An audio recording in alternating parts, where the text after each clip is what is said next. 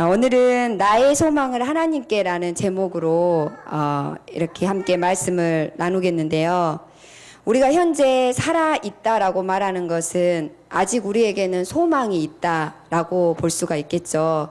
뭔가를 할 수 있고 알 수 있고 깨달을 수 있고 관계할 수 있습니다.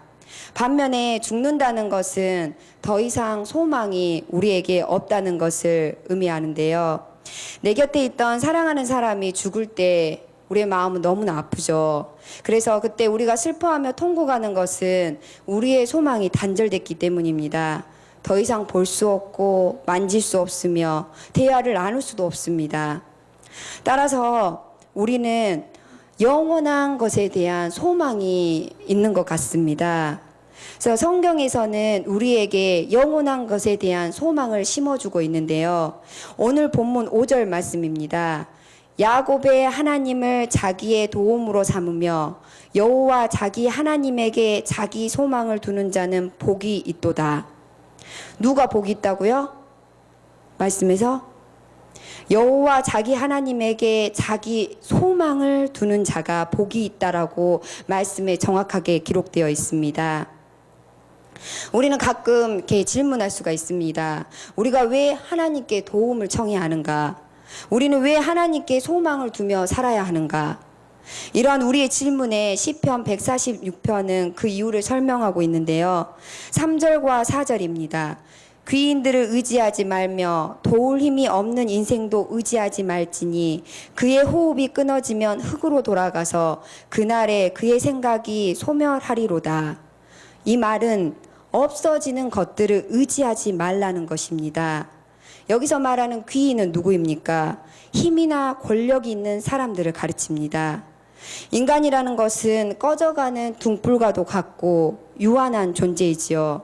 그래서 그 입의 호흡이 그치면 세상에서 그토록 인기를 누렸던 사람도 부유하게 살았던 사람도 다 똑같이 한 줌의 흙으로 돌아가게 됩니다. 그러하기에 우리는 영원히 변치 않고 무한하신 하나님께 소망을 두고 살아야 하는 것입니다. 그래서 오늘 말씀에 우리에게 분명하게 강조한 대로 하나님께 소망을 두면서 하나님의 복을 받고 살아가는 귀한 성도님들 되시기 바랍니다. 믿음의 성도들에게는요, 이러한 소망을 볼 수 있는 눈이 필요합니다.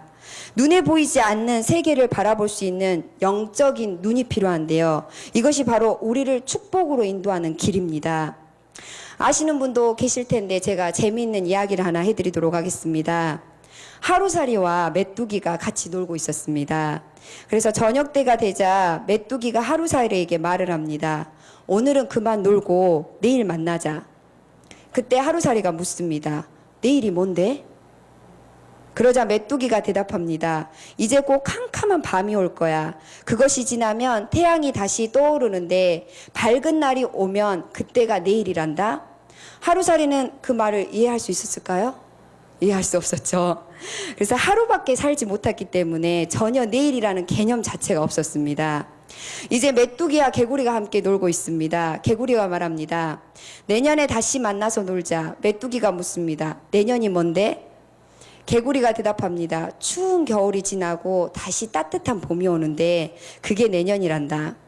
메뚜기는 도무지 그 말을 이해할 수가 없었습니다. 하루살이는 하루의 꿈만 꿀 수 있고 메뚜기는 1년의 꿈만 꿀 수 있는 것입니다. 그렇습니다. 우리가 자신이 경험해 보지 못한 것을 깨닫는 것은 아주 어려운 일이죠. 그런데 우리가 현재 눈에 보이지 않는 주님께 경배하고 예배하고 있다는 이 사실 자체가 얼마나 놀라운 일인지 모릅니다. 하루살이처럼 메뚜기처럼 자기 안에 갇혀서 다른 세상을 보지 못하는 어리석은 자가 되지 맙시다. 우리의 한계를 뛰어넘어 계시는 주님의 그 손길을 느끼시기 바랍니다. 보고 만지는 것에 대한 우리의 한계를 뛰어넘어서 보이지 않는 세계를 말씀 속에서 경험하고 시인하는 것, 이것이 바로 믿음이고 신앙입니다. 이것이 은혜이고 축복입니다.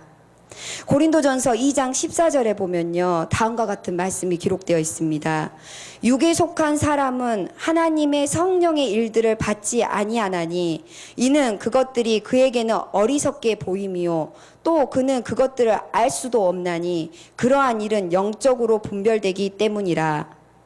보이는 세계에만 머물려는 사람은 영적인 세계를 알지 못하고 거부하려고 합니다.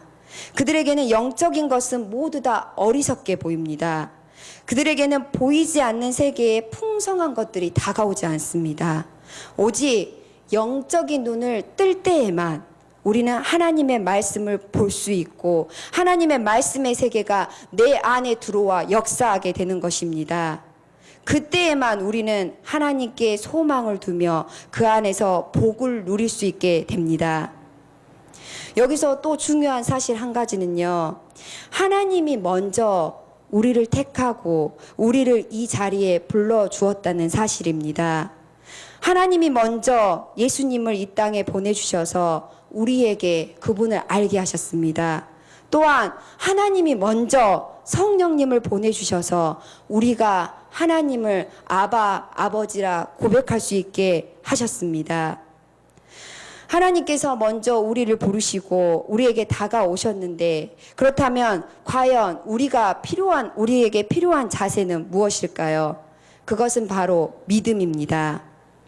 믿음이 없이는 하나님을 기쁘시게 하지 못하나니 하나님께 나아가는 자는 반드시 그가 계신 것과 또한 그가 자기를 찾는 자들에게 상 주시는 이심을 믿어야 할지니라. 아멘.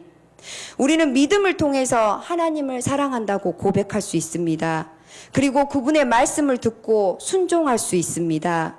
그러면 하나님이 만져지고 느껴지기 시작합니다. 그분의 인격이 내 안으로 들어오셔서 나를 만지시고 나를 고치시는 것을 경험하게 됩니다. 하나님만이 사랑이라는 사실을 깨닫게 되고 내 속에 있는 고통의 문제, 탄식의 문제, 절망의 문제, 이러한 문제들이 하나님의 말씀 가운데 해결되게 되는 것입니다. 우리가 하나님을 믿을 때 우리는 깨달을 수 있게 됩니다. 우리가 하나님을 인격적으로 신뢰하고 사랑할 때 우리는 하나님이 주시는 풍성한 은혜와 생명의 역사를 깨달을 수 있게 됩니다. 그러하기에 우리의 소망, 우리의 바라는 것, 우리의 희망은 바로 하나님께 있는 것입니다. 우리가 소망을 두어야 할 하나님은 본문 5절 말씀에 보면요, 야곱의 하나님이라고 기록되어 있습니다. 야곱은 어떤 사람입니까?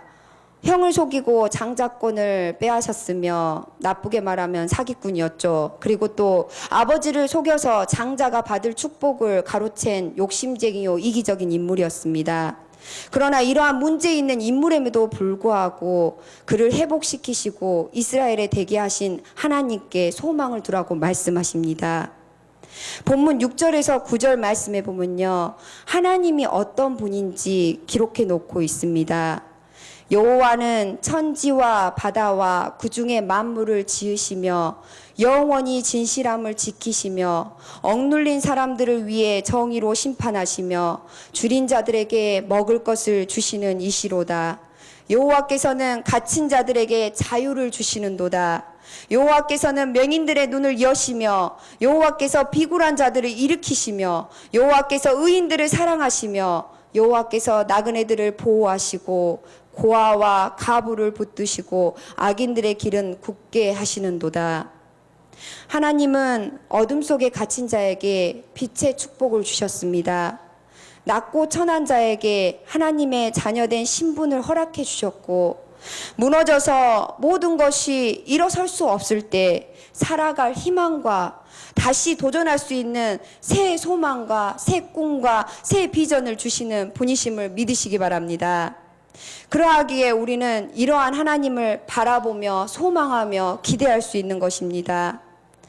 호흡이 끝나면 없어질 거, 흙으로 돌아갈 거, 이러한 것들을 의지하지 말고 하나님을 의지해야만 하늘의 세계가 이 땅 위에 나에게 펼쳐지는 것입니다. 사랑하는 성도님들, 우리의 소망은 하나님께 있습니다. 세상을 살아가는데 돈이나 재물은 필요하죠. 세상의 명예와 권력도 중요합니다. 그러나 거기에 끌려다니거나 거기에 집착해서는 안 됩니다. 왜냐하면 언젠가는 사라질 것이기 때문입니다.